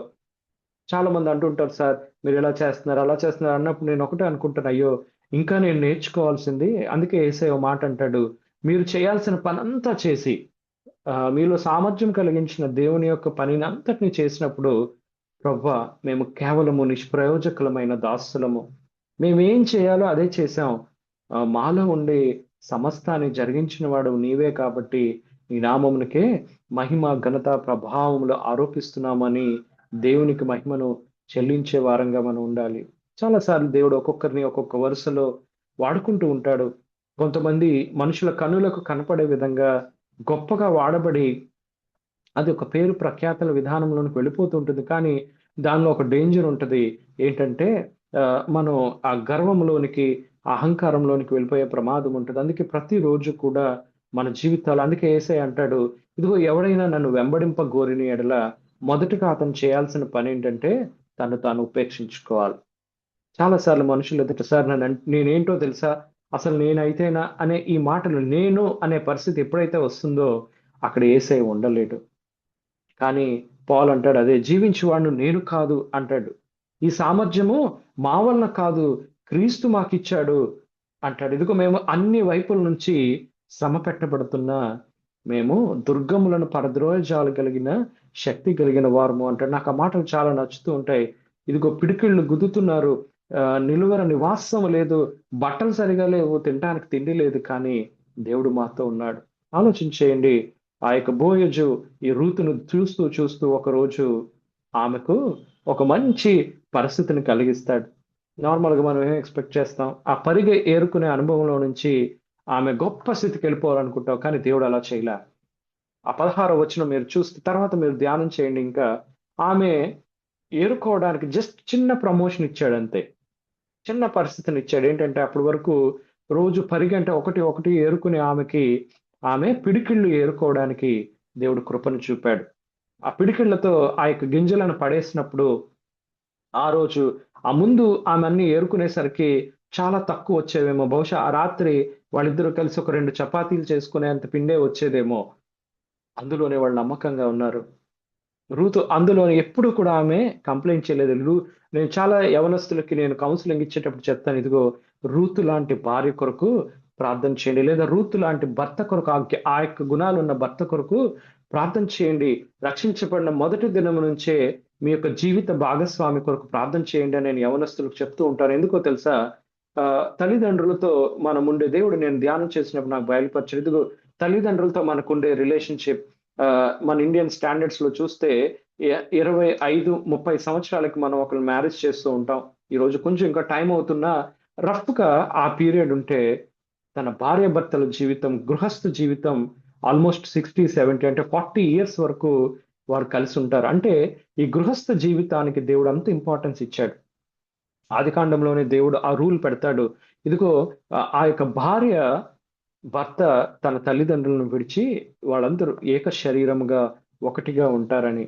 సో ఆలోచన చేయండి, దేవుడు ఆ యొక్క ప్రణాళికను ఎందుకు పెట్టాడంటే ఆ యొక్క రిలేషన్షిప్ చాలా ఇంపార్టెంట్. పాల్ కూడా చెప్తాడు, ఇదిగో ఈ యొక్క ఆ, వివాహం అన్ని విషయంలో ఘనమైంది కాబట్టి మీ యొక్క రిలేషన్షిప్ పరిశుద్ధమైనదిగా, మీ పాన్పు పరిశుద్ధమైనదిగా ఉండాలి అని చెప్తూ ఉంటాడు. ఎందుకు ఈ విషయాలు చెప్తున్నాడంటే ఆ యొక్క ఫ్యూచర్ అనేది ఈ భార్యాభర్తలు దేవుని కొరకు ఒక జనరేషన్ ని ఈ లోకంలోనికి తీసుకుని వస్తారు. వారి యొక్క రోల్, రెస్పాన్సిబిలిటీ చాలా గొప్పది. అందుకనే ఇక్కడ దేవుడు వీరిద్దరిని కలిపే ముందు ఆ యొక్క బోయేజ్ జీవితంలో, ఇంకా అప్పటికి బోయేజ్ నేను రూతుని పెళ్లి చేసుకుంటానని అనుకోలేదు, రూతుకు కూడా తెలీదు.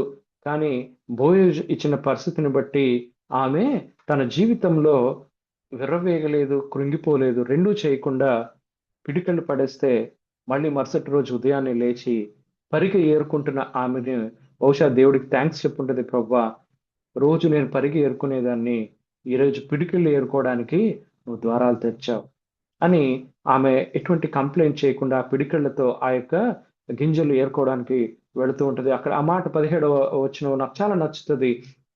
ఆమె ఎంత కష్టపడుతుంది. ఆమె అస్తమయం వరకు ఆ చేనిలో ఏరుకొనుచు. ఈరోజు నీ జీవితంలో, నా జీవితంలో ఎన్నో సంవత్సరాల నుంచి ఇదే పని చేస్తున్నానండి, ఎంతో కష్టపడుతున్నానండి, దేవుని కొరకు ఎంతో శ్రమ పడుతున్నాను, ఎందుకు నా జీవితంలో ఇంత కష్టం? ఒక్కొక్కరికి ఒక్కొక్క స్టోరీ ఉంటుంది మన జీవితంలో. ఆ స్టోరీ మనుషులతో మనం పంచుకున్నప్పుడు, అయ్యో ఇలా అయిందా బ్రదర్, ఇలా జరుగుతుందా బ్రదర్ అని అంటమే తప్ప సాటి మనుషులు బహుశా జాలి పట్టమే తప్ప ఏమీ చేయలేకపోవచ్చు. కానీ ఈరోజు నీ దేవుడు నీ వైపు జాలి పడేవాడుగానే కాదు, నీ జీవితాన్ని లేవనెత్తేవాడుగా చేయబోతున్నాడు. ఇప్పటి వరకు అవమానం ఎదుర్కొన్నావా? ఇప్పటి వరకు నీ జీవితంలో ఫ్రస్ట్రేషన్ ఎదుర్కొన్నావా?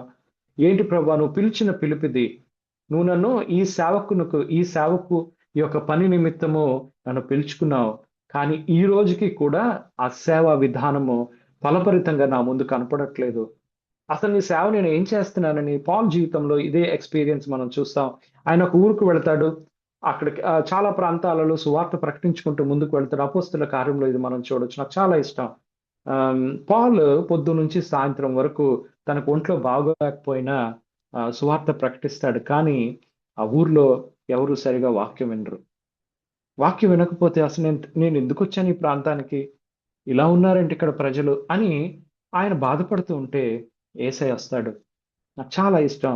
యేసయ్య వచ్చి, పాల్ నువ్వు చాలా చక్కగా ఈరోజు ప్రసంగించావు అని పాల్ పొగిడినప్పుడు, ఊరుకో ప్రభువా, ఎప్పుడు నేను ఎక్కడికి వెళ్ళినా ఈ స్వస్థతలను బట్టి, దయ్యాన్ని వెళ్ళగొట్టడం బట్టి ఒక పెద్ద రివైవల్ మీటింగ్ లో జరుగుతుంది, ఇక్కడేంటి ప్రభా ప్రజలు ఎలా ఉన్నారంటే యేసయ్య మాట అంటాడు, పాల్ ఈ ప్రదేశంలో నాకు ఇంకా చాలా మంది ప్రజలు ఉన్నారు.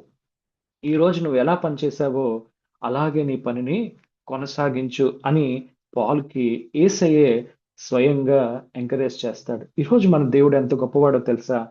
చాలాసార్లు నీ ప్రార్థన వినపడట్లేదని నువ్వు అనుకుంటున్నావా? చాలాసార్లు నేను పరిగి ఏరుకునే స్థితిలోనే ఉండిపోతే ఈ రోజు పిడికిళ్ళ అనుభవంలోనికి దేవుడు తెచ్చాడు అని నిరాశలో ఉన్నావా? ఎందుకంటే శ్రమ వెంటనే పోవాలి, వెంటనే పెద్ద పెద్దగా జరగాలని ఆశపడద్దు. దేవుడు ఇరుకులో విశాలతను కలుగజేసే దేవుడు మన దేవుడు.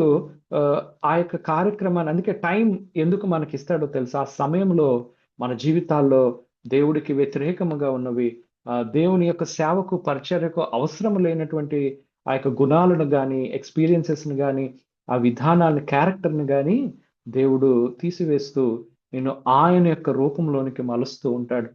శిల్పి ఆ యొక్క బొమ్మను చెక్కుతున్నప్పుడు ఆ యొక్క శిలలో ఉన్న ఆ యొక్క ఆ యొక్క సుత్తిని తీసుకొని కొడుతూ ఉన్నప్పుడు బయట వాళ్ళకి ఈయన ఏంటండి ఇలాగున్నాడు, ఇష్టం వచ్చినట్టు కొడుతున్నాడు, ఆ రాయి కూడా ఏంటి ఈయనకి నా మీద దయ లేదా అని బాధపడుతూ ఉండొచ్చు. కానీ అది బాధపడుతున్నా నొప్పి వస్తున్నా దేవుడు, అందుకే మనం పాడుతాం కదా, ప్రభువా శిల్పి చెక్కుతున్నట్టుగా నన్ను చెక్కు, శిలను నేను ఆ శిలగా నన్ను మార్చు అని. సో ఈరోజు ఆ యొక్క పిడికిళ్ళ అనుభవంలో ఉన్నటువంటి రూతు జీవితంలో, అందుకే 23వ వచనం కూడా చూడండి, ఆ రెండవ అనుభవంలో, కాబట్టి ఎవల కోతయు గోధుమల కోతయు ముగియ వరకు ఆమె ఏరుకొనుచు బోయజు పనికత్తెల యొద్ద నిలకడగా ఉండి తన అత్త ఇంట నివసించింది. ఈ చిన్న చిన్న మాటలు చాలా ఇంపార్టెంట్ మనం వాక్యాన్ని ధ్యానం చేస్తున్నప్పుడు. ఈ 23వ వచనంలో రూతు యొక్క నిజమైన క్యారెక్టర్ ఏంటో దేవుడు చూపిస్తాడు. అది బయట వాళ్ళు కూడా గమనించేట్టుగా చేస్తాడు. అదే రూతు గ్రంథంలో 3వ అధ్యాయం 10వ వచనంలో మీరు చూస్తే బోయజ్ అంటున్నాడు ఈ మాటలు, అతడు నా కుమారి, యెహోవా చేత నీవు దీవెన నొందిన దాను, కొద్దివారినే గాని గొప్పవారినే గాని యవనస్తులను నీవు వెంబడింపక ఉండుట వలన నీ మునుపటి సత్ప్రవర్తన కంటే వెనుపటి సత్ప్రవర్తన మరి ఎక్కువైనది. ఈ 3వ అధ్యాయం 10వ వచనం, 2వ అధ్యాయం 23వ వచనం, ఈ రెండు కూడా మీరు తర్వాత ధ్యానం చేస్తే మీకు అర్థమవుతుంది రూతు ఏ విధంగా దేవుడు ఏ స్థితిలో తను ఉంచాడో, ఏ ప్రావిజన్ తనకి ఇస్తున్నాడో, ఎంత మోతాదులో ఇస్తున్నాడో దాంతో తను హ్యాపీగా, కంటెంట్ అంటారు, ఎంతో సంతృప్తి కలిగిన విధానములో ఆమె ఉంది. బహుశా తనకు తెలియదు ఫ్యూచర్ ఎలా ఉంటుందో, కానీ నీ దేవుడే నా దేవుడు అన్న ఆ యొక్క యెహోవా దేవుడు ఏ విధంగా రూతుని ముందుకు నడిపిస్తాడన్న విశ్వాసంతో ఆమె ముందుకు వెళ్ళింది. ఆఖరిగా మనం చూద్దాం, ఇది చెప్పి నేను ముగిస్తాను. అదే రూతు గ్రంథంలో 4వ అధ్యాయం 5వ వచనం. ఈ విధంగా బోయజు రూతు విషయాలను మనం చూస్తున్నప్పుడు ఆఖరిగా దేవుడు ద్వారాలు తెరిచి ఎంతో ముసలివాడిగా ఉంటాడు. నేను అందుకే చెప్తాను యవనస్తులకు, ఇదిగో బోయజు కూడా తన జీవితంలో కరెక్ట్ అయిన భార్య కొరకు ఎదురు చూస్తున్నాడు. రూతు జీవితంలో తను యవనస్తురాలుగా ఉన్నప్పటికీ తన ఫ్యూచర్ ఏమవుతుంది అని తను ఆశపడకుండా దేవుడి చేతిలో తన యొక్క ఫ్యూచర్ని పెట్టింది. తన అత్తతో గొడవ పడలేదు. తనకున్న స్థితిని బట్టి రోజు ఏంటి ఇలా ఉంది నా బ్రతుకు అని బాధపడలేదు. కానీ ఆమె కష్టపడుతూ దేవుళ్ళు ముందుకు వెళుతున్నప్పుడు బోయజు చూశాడు. అంటున్నాడు బోయజు 3వ అధ్యాయం 10వ వచనంలో, అమ్మ కుమారి అనే మాట వాడితే నాకు చాలా ఇష్టం. ఈ యొక్క విధానంలో, అమ్మ నువ్వు యవనస్తుల వెంట పరిగెట్టలేదు, దేవుని చిత్తం వెంట పరిగెట్టావు, దేవుని కొరకు నిలవబడ్డావు. కాబట్టి నీ మునుపటి సత్ప్రవర్తన కంటే ఇప్పుడు మరి ఇంకా బాగుంది నీ ప్రవర్తన. ఇలాంటి సర్టిఫికెట్ ఇవ్వాలని దేవుడు మనల్ని శ్రమల గుండా తీసుకుని వెళ్తాడు. ఆ యొక్క ఎగ్జామినేషన్ అంతా రాసిన తర్వాత మంచి ర్యాంక్ వస్తే, లేదా మంచి క్యాడర్ వస్తే, ఒక ఆఫీసర్గా మనం, అప్పుడు నేను నా జీవితంలో ఎంతో శ్రమ పడ్డాను ఈ యొక్క ఎగ్జామ్స్ ప్రిపేర్ అవుతూ, ఎన్నో సంవత్సరాల కష్టం. కానీ ఏ రోజైతే మీరు న్యూస్లో చూసుంటారు, Group 1 Group 2 రిజల్ట్స్ రిలీజ్ చేసింది గవర్నమెంట్ రీసెంట్గా. సో ఆ యొక్క రిజల్ట్ వచ్చినప్పుడు ఆ లిస్ట్లో మన పేరు ఉంటే ఆ ముందు సంవత్సరాలు పడిన శ్రమ అంతా ఒక్క క్షణంలో మర్చిపోతాం. అంతే, మన యాటిట్యూడ్ అంతా దేవుడు సడన్ గా మార్చేస్తాడు. అప్పటి వరకు పడిన బాధ, అప్పటి వరకు ఉన్న నిరాశ దేవుని స్తుతించే విధంగా మారిపోతుంది. సో ఈ యొక్క లాస్ట్ పాయింట్కి వచ్చేసరికి మనం చూస్తే రూతు గ్రంథం 4వ అధ్యాయం 5వ వచనం. ఫస్ట్ ఆమెను పరిగి ఏరుకునే అనుభవంలో దేవుడు నడిపించాడు. తర్వాత తనకిచ్చిన ప్రమోషన్ పెద్దదేం కాదు, పిడికిళ్ళు మాత్రమే ఏరుకునే పరిస్థితికి, అంటే బహుశా ఒక 100 గ్రాములు ఏరుకునే స్థితి నుంచి ఆ పిడికిళ్ళు పరిస్తే ఆ ఇక్కడ తూమెడు అనే మాటను మనం చూస్తాం. ఆ తూముడు అంటే ఫస్ట్ 100 గ్రాములు ఏరుకునేది రోజు, తర్వాత ఒక 600 to 700 700 గ్రాముల వరకు ఏరుకోవడానికి దేవుడు కృపను చూపించాడు. ఆలోచన చేయండి, ఆ విధంగా ఉన్న స్థితి నుంచి ఈ 4వ అధ్యాయం 5వ వచనంలో చూస్తే, బోయజు నీవు నయోమి చేతి నుండి ఆ పొలమును సంపాదించుకునే దినమున చనిపోయిన వాని పేరట అతని స్వాస్థ్యమును స్థిరపరచినట్లు చనిపోయిన వాని భార్య అయిన రూతు అను మోయాబీయురాల యొద్ద నుండి దాన్ని సంపాదింపవలను. ఆలోచన చేయండి, ఏ ప్రాంతంలో ఆమె పరిగి ఏరుకుందో, ఏ పొలంలో ఆమె పిడికిళ్ళు ఏరుకుందో, తర్వాత లాస్ట్కి వచ్చేసరికి సమయం కంప్లీట్ అయ్యేసరికి దేవుడు ఏం చేశాడో తెలుసా? ఆ పొలానికి యజమానురాలుగా రూతును చేస్తాడు. ఆలోచన చేయండి. ఈ మాటలు ఒక్కసారి ఈ ఉదయ కాలంన మీరు చూస్తే, దేవుడు ఆమెను కేవలం తన యొక్క బాహ్య స్థితిని ఒక మంచి పెళ్లి చేయటం కాదు, యేసు క్రీస్తు యొక్క వంశావళిలో ఈ శపితమైన మోయాబు దేశంలో నుంచి వచ్చిన ఒక మోయాబీయురాల్ని ఆ యొక్క గ్రేట్ గ్రాండ్ మదర్ దావీదు రాజుకి ఒక గ్రేట్ గ్రాండ్ మదర్ గా ఆమె ఉంటుంది. ఆలోచన చేయండి. ఆమె ఆ యొక్క మత్తయి సువార్త 1వ అధ్యాయం, మిగిలిన లూకా సువార్తలో మీరు చూసినప్పుడు ఆ వంశావళులలో రూతు యొక్క విధానం మనకు కనిపిస్తుంది. ఆలోచన చేయండి, ఈరోజు దేవుడు నిన్ను ఈ జనరేషన్ లో ఎందుకు ఎన్నుకున్నాడు? ఏ వరుసలో నువ్వు ఉన్నావో, ఏ వరుసలో నిన్ను పిలుచుకున్నాడో, బహుశా ఒకవేళ ఏంటి ప్రభా ఈ సేవ, నువ్వైతే నాకు సేవ విధానాన్ని ఇచ్చావు కానీ నేను ముందుకు వెళ్ళలేకపోతున్నాననే బాధలో ఉన్నావా? దేవుడు ఈరోజు నీ హృదయంతో మాట్లాడుతున్నాడు. ఒకసారి రూతు జీవితాన్ని చూడు. మీకు ఒక టైం తీసుకొని, కేవలం 4 అధ్యాయాలే ఉంటాయి, ఒకసారి మీరు చదివితే రూతు జీవితాన్ని దేవుడు ఎంత అధోగతి నుంచి ఆమెను ఉన్నతమైన స్థితిలో ఎలా ఉంచుతాడో మీరు గమనించండి. రూతు ఆశీర్వదించబడటమే కాకుండా నయోమి కూడా రూతు వలన ఎంతో ఓదార్చబడుతుంది. ఆలోచన చేయండి, ఈ ఉదయ కాలంన దేవుడు పరిగి ఏరుకునే అనుభవంలోనే నువ్వు ఉండిపోయావా? దేవుడు చెప్తున్నాడు, ఇదిగో నెక్స్ట్ నువ్వు పిడికిళ్ళు ఏరుకునే అనుభవంలోనికి నేను తీసుకుని వెళ్తాను. ఇంకా పిడికిళ్ళు ఏరుకునే అనుభవంలోనే ఉన్నావా? దేవుడు అంటున్నాడు, త్వరలోనే నువ్వు పొలానికి అధిపతిగా అయ్యే ఆ యొక్క స్థితిలోనికి తీసుకుని వెళ్తావు. మీకున్న ప్రాబ్లమ్స్ అనేకమైనవి మనకు ఉంటాయి. ఫ్యామిలీలో కానీ, సంఘంలో కానీ, మన సేవలో కానీ, మన దైనందిన జీవితంలో ఏ ప్రాబ్లం ఉన్నా సరే, ప్రతి ప్రాబ్లంకి మన యేసుక్రీస్తు ప్రభు వారే సమాధానమై ఉన్నారు.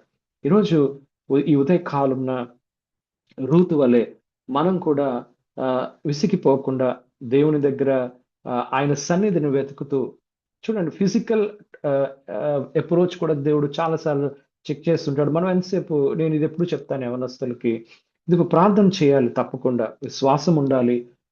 కానీ ప్రార్థన ఒక్కటే దేవుడు ఒప్పుకోడు. ఎందుకో తెలుసా?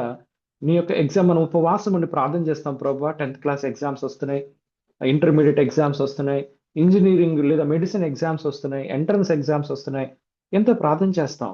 కానీ యేసు ప్రభు వచ్చి నీ తరపున నువ్వు ప్రార్థన చేసావు కదా అని పరీక్ష హాల్లో పరీక్ష రాయడు. చాలా ప్రాక్టికల్ గా ఉంటుంది యేసయ్యతో నడిచే విధానం. మనం కొన్నిసార్లు దాన్ని చాలా రిలీజియస్ గా మార్చేస్తూ ఉంటాం.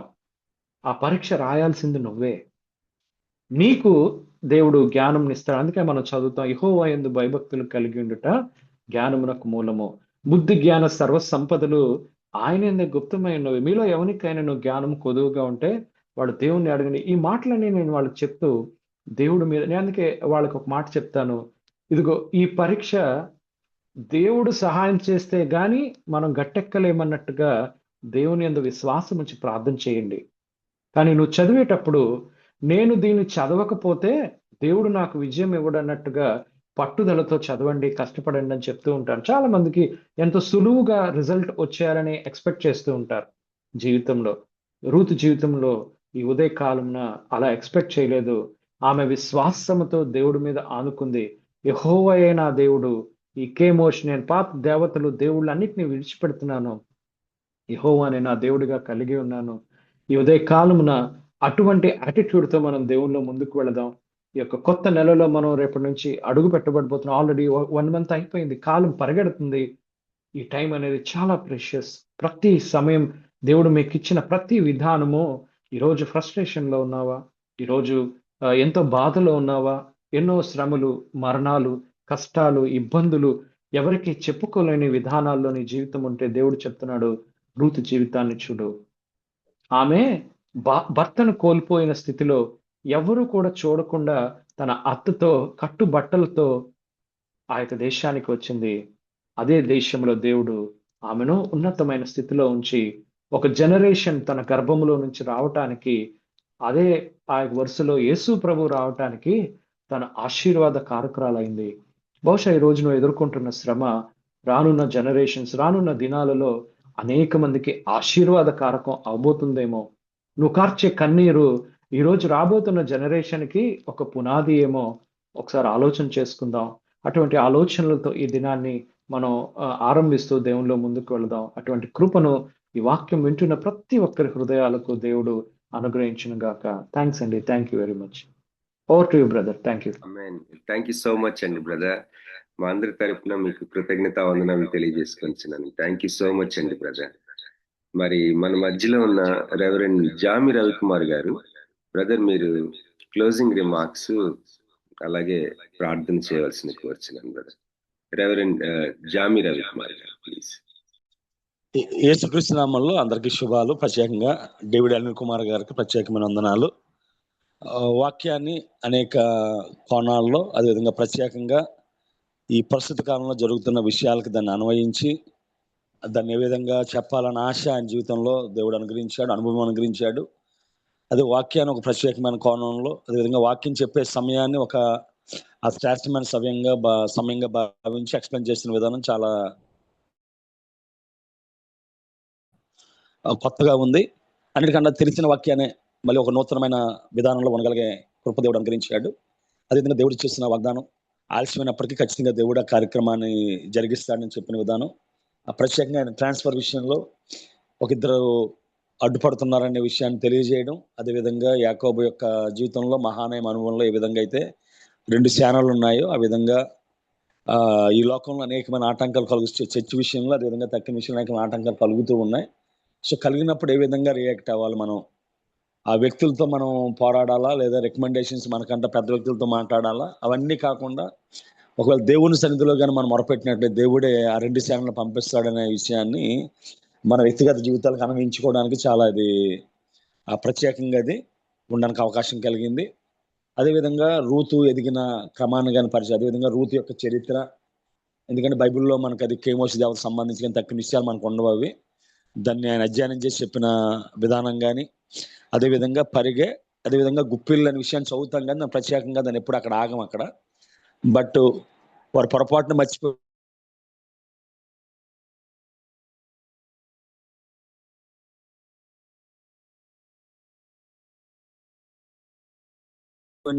మర్చిపోయిన పరిగి నేర్చుకునే స్థితి నుంచి క్రమం ప్రత్యేకంగా చూసినట్లయితే ఆ బైబిల్ రాయబడ్డ మాట అంటే చచ్చిన వారికి బతికిన వారికి ఉపకారం చేసేవాడు అని చెప్పి అక్కడ నయమి చెప్పిన సందర్భాన్ని చూసినట్లయితే, అదేవిధంగా ఆయన కుమారుని పిలవడం, అదేవిధంగా ఒకవేళ మనం రూతు జీవితాన్ని పరిశీలన చేసిన అత్తగారి మాట జవదాటకుండా ఆమె వెళ్ళడం, ఆమెమో కుమారుని యొక్క విశ్రాంతిని విచారింపదగిన కదా అనే విషయాలు చెప్పడం, ఆ రూతు గ్రంథం 4 అధ్యాయాలే కానీ మానవ రిలేషన్ సంబంధించి, అదేవిధంగా పనివారు అధికారులు ఆయన యెహోవా మిమ్మల్ని ఆశీర్వదించును గాకంటే యెహోవా మీకు తోడేను గాక అనే మాటలు ఆ రూతు గ్రంథం చిన్నదే కానీ 4 అధ్యాయాలు కానీ చాలా అనేక ఆత్మీయ అనుభవాలు ఉంటాయి. దాన్ని మళ్ళీ ఇంకోసారి కొత్త కోణంలో వినడానికి దేవుడు అవకాశం ఇచ్చాడు. అందుని బట్టి డేవిడ్ అనిల్ కుమార్ ప్రత్యేకమైన వందనాలు తెలియజేసుకుంటున్నాను. ప్రార్థన చేసుకుందాం అండి. పరిశుద్ధం ఎంత అంటే నీ బంగారు పాదాలు పొందడం ప్రభువా, నీ ప్రేమను బట్టి కృపను బట్టి వందనాలు తండ్రి. అయ్యా ఈ దినాన ప్రభా నీ వాక్యం వినడానికి, అదేవిధంగా మా యొక్క వ్యక్తిగత జీవితాల్లో ఉద్యోగ పరిస్థితుల్లో కానీ లేదు సంఘ పరిస్థితుల్లో కానీ ప్రభా అనేకమైన శత్రువులు అన్నాడు ప్రభా, ఏ విధంగా యాకోబును గతను ప్రభా అన్న అదేవిధంగా మామగారు అడ్డుపడ్డారు, అదేవిధంగా ఏ విధంగా సనబట్టట్లు అదేవిధంగా టోబియా ప్రభా అడ్డుపడినప్పుడు తండ్రి అటువంటి వారు చాలా మంది మన వ్యక్తిగత జీవితాల్లో ఉన్నారయ్యా. వారిని ఏ విధంగా ఎదుర్కోవాలో ప్రభా ఈ దినాన్ని నేర్పించిన విధానం బట్టి వందనాలు చెల్లిస్తున్నాను తండ్రి. అయ్యా నీ సన్నిధిలో మోకాలు వేసి ప్రభా ప్రతి సమస్యకి పరిష్కారం ప్రభా తండ్రి వెతకగలిగే కృప మాకు దయచేయండి ప్రభా. నువ్వు ఈ విధంగా ధైర్యపరిచిన విధానం బట్టి వందనాలు తండ్రి. విధంగా ఆత్మీయ అనుభవం కలిగిన వ్యక్తులను తండ్రి మాకు పరిచయం చేసావు. వారిని ఇంకా అనేక స్థలాల్లో ప్రభా బహుబలంగా వాడుకోమని ప్రార్థన చేస్తున్నాను తండ్రి. నువ్వు ఏ ఉద్దేశంతో బిడ్డను పిలిచావు ప్రభా, అనేక మంది విశాఖపట్నం ఇంత తీసుకొచ్చావు ప్రభా, అనేక స్థలాల్లో ప్రభా అటు విద్యాపరంగా ఉద్యోగపరంగా మరి ప్రత్యేకంగా తండ్రి ఆత్మీయ పరంగా ఒక నూతనమైన పందాలో నూతనమైన కోణంలో అయాన్ని స్పందిస్తున్న విధానం బట్టి వందనాలు తండ్రి. మేము నేర్చుకోవడానికి మాకు సహాయం చేసే వందనాలు ప్రభా. ప్రతిరోజు విధంగా వాక్యం వినడానికి ప్రభా నువ్వు ఏర్పాటు చేసిన ప్రభా ఈ ప్లాట్ఫామ్ బట్టి వందనాలు చెల్లిస్తున్నాం. నీ దాసులు బాబు రత్నాకర్ గారిని వారి కుటుంబాలను ప్రపంచంగా ఆశీర్వదించండి, దీవించండి ప్రభా. అదేవిధంగా ప్రభా సహకరిస్తున్న తండ్రి జాన్సన్ గారిని స్వరూప్ గారిని, ఝాన్సీ సిస్టర్ని, ప్రసిద్ధ సిస్టర్ని, తేజ అప్రెంటిస్ గారిని జ్ఞాపకం చేసుకోండి. కోటి వారిని జ్ఞాపకం చేసుకోండి. అదేవిధంగా తను ఉదయకాల సమయం లేచి ప్రభా మా కోసం గోజాడే ప్రభా ఆ తల్లులను అనుగ్రహించే తండ్రి వాళ్ళ ప్రతి ఒక్కరిని పేరు పైన దీవించమని ఆశీర్వదించమని ఆనాడు యోబు ప్రభా ఇతరుల కోసం ప్రార్థన చేసినప్పుడు తండ్రి ఏ విధంగా తండ్రి రెట్టింపు ఆశీర్వాదాలు దేవుని దయచేసి వాటి కృప మనందరికీ దయచేయండి ప్రభా.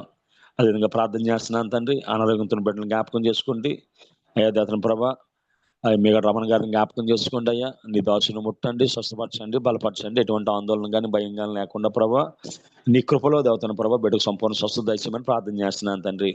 కాటనయ్య గారిని జ్ఞాపకం చేసుకోండి. అదేవిధంగా తండ్రి డాక్టర్ జీ కుమార్ గారిని జ్ఞాపకం చేసుకోండి ప్రభా. సహాయం దయచేయండి తండ్రి, సంపూర్ణ స్వస్థత. అదేవిధంగా రాకపోకల్లో కాపుదల దయచేయండి. రాబర్ట్ జేమ్స్ అయ్య గారిని, కుటుంబాలని, సేవలను దీవించండి. అదేవిధంగా ఆశీర్వాదాన్ని జ్ఞాపకం చేసుకోండి ప్రభా. ఇంకెవరైతే అనారోగ్యంతో ఉన్నారో ప్రతి ఒక్కరిని పేరు పేరున ముట్టమని, స్వస్థపరచమని, బలపరచమని ప్రార్థన చేస్తున్నాను తండ్రి. ఆర్థిక ఇబ్బందుల్లో ఉన్నవారు, అనారోగ్య సమస్యల్లో ఉన్నవారు, బిడ్డలతో ప్రభు ఇబ్బంది పడుతున్నవారు, బిడ్డలు లేక ఇబ్బంది పడుతున్నవారు, ఆ సంఘంలో వ్యతిరేకతలో ముందుకు సాగుతున్నవారు ప్రతి ఒక్కరిని పేరు పేరు జ్ఞాపకం చేసుకో ప్రభా.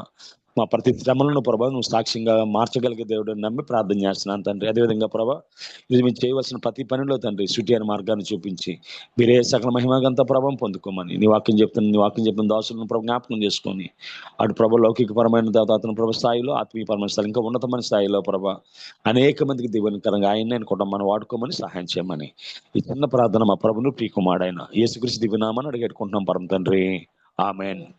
పరలోకమందున మా తండ్రి, నీ నామం నీ రాజ్యం వచ్చును గాక, నీ చిత్తం పరలోకమందలాగో భూమి అందు నెరవేరును గాక. మాకు కావలసిన అనుదిన ఆహారం నేడు మాకు దయచేయము. మా ఎడల అపరాధము చేయవారిని క్షమించినట్లు మా అపరాధములను క్షమించము. శోధన లేక కీడు తప్పించు. ఎందుకంటే రాజ్యం, శక్తి, మహిమ నిరంతరం నీవే ఉంటున్నాయి. ఆమేన్. మన తండ్రి అయిన దేవుని ప్రేమ, కుమారుడైన యేసుక్రీస్తు కృప, పరిశుద్ధాత్మ నేను సహవాసం వాక్యం చెప్పిన దాసులకు పాల్గొన్న బిడ్డలకు ఈరోజు మనం చేయవలసిన ప్రతి పనిలో సూటైన మార్గాన్ని చూపించి దీవించి ఆశీర్వదించును గాక. ఆమేన్. ఆమేన్. ఆమేన్. ఆమేన్.